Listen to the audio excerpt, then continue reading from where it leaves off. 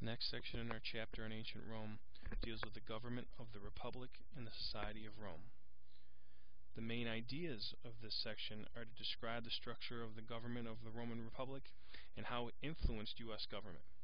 Also, you need to explain the significance of the 12 Tables of Rome and try to think of how it impacted the government of the United States today as well.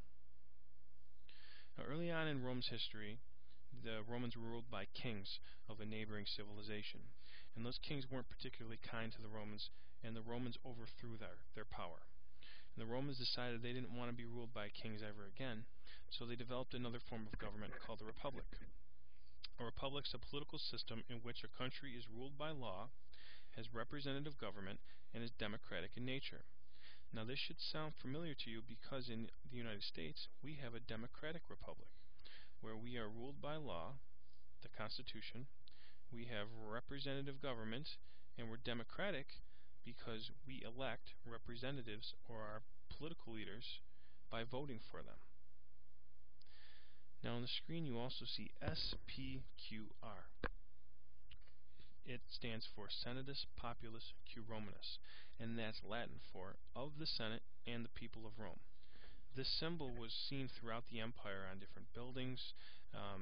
It was also inscribed on the Roman soldiers themselves, and what it insinuated was that the Senate was the most powerful body in the Roman government, and also the people had a lot of power in their government as well. The Senate, as we said, was the most powerful body in the Roman government, and although there were three branches of Roman government, we're only going to focus on the executive and legislative branches. In the executive branch, there was two men called consuls that were elected into government.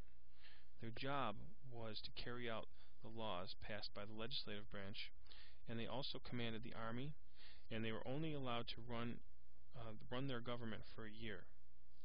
Each consul also could veto each other.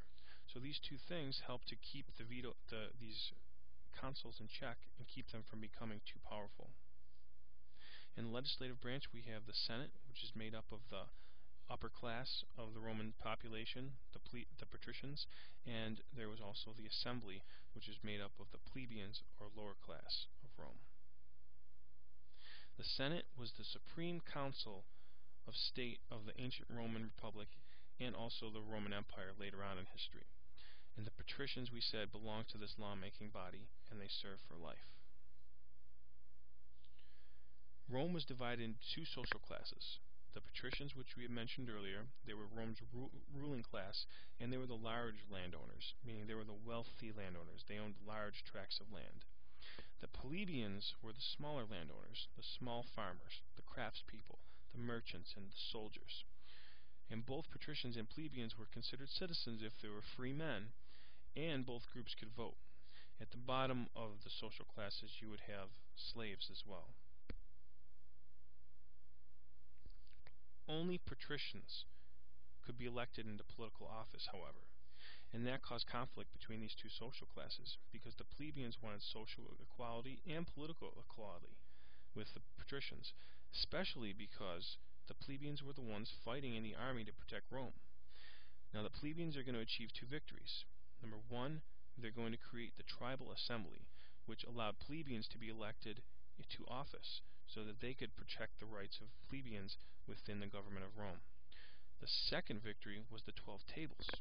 The 12 Tables were an important victory for the plebeians because it forced the creation of a written code of law.